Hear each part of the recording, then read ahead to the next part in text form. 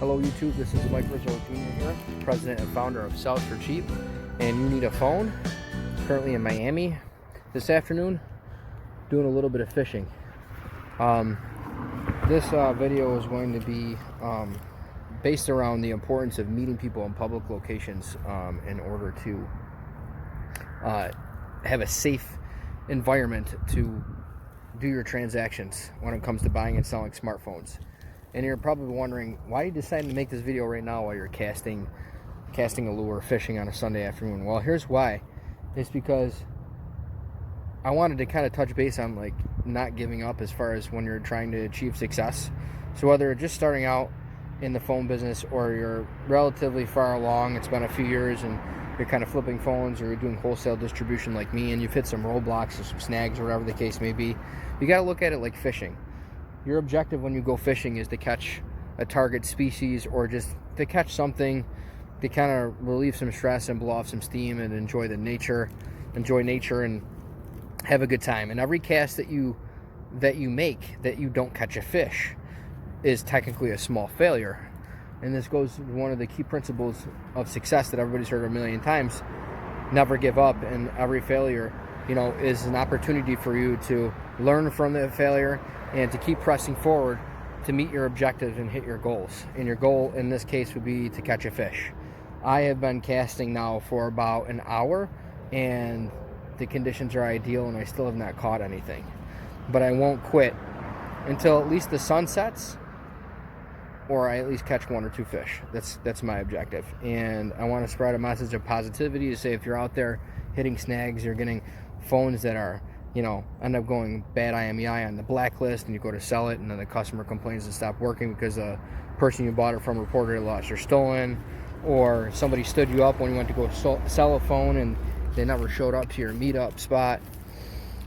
Just keep pressing forward and keep casting, to use that analogy. Keep casting, don't stop until your objective and goals are met. So with that said, I want to segue into the purpose of this video, which is to spread the message of, hey, it's super important to meet in safe, secure locations and places when selling phones. Very important. There are a lot of shady, suspect people out there when you're dealing with the general public. The general public implementing the strategies I outline in my free ebook. And in the strategies and stuff that I discuss in these videos and in future videos I publish, you have to make sure, since you're dealing with people off the street, that you meet people in well-lit public locations, preferably during the day. If it's at night or the sun has set, meet inside of a fast food restaurant. They're usually pretty cool about it. Nobody really will harass you as long as you don't have a line of customers out the door that are buying phones from you or that are selling phones to you. Fast food restaurants are great. Well lit parking lots, public locations with a lot of people are ideal, just because if God forbid something happens, you have witnesses to something that went down. If someone tries to mug you, steal your phone, or you're physically assaulted, which this is not the pretty side of flipping phones or being in this industry, but given the fact that they are such a high value commodity and they could fit in the palm of your hand, we're talking like the newer models, I've mentioned this before, can go upwards of $1,000 and they fit in the palm of your hand. They are big duck just flew by. They are highly sought after by thieves because they obviously present an opportunity to steal something from somebody that is of high value that can be turned over very quickly back on the open market, whether it be online or to a pawn shop or something. So people are obviously willing to do almost anything for money. And for a newer model in particular, the newer the model, by the way, the higher the risk, because the more expensive they are and the more valuable they are, there's a propensity for some shady folks to try to interact with you, and you could be in harm's way. So make sure that you're definitely being vigilant and paying attention to your surroundings, and only meeting in public locations. Parking lots at grocery stores, fast food restaurants. Very, very seldom, unless it's a repeat customer and I trust them, do I ever meet them at their home, because there's obvious implications and it's riskier. Definitely don't meet in bad parts of the cities wherever you're conducting business. Make sure that a suburban area, very public, lots of people around. Shopping malls are great as well. They offer food courts, obviously, to meet up with people, where you could sit down at one of these tables in a restaurant type area in a public setting with a lot of people, large crowds. That's a good one.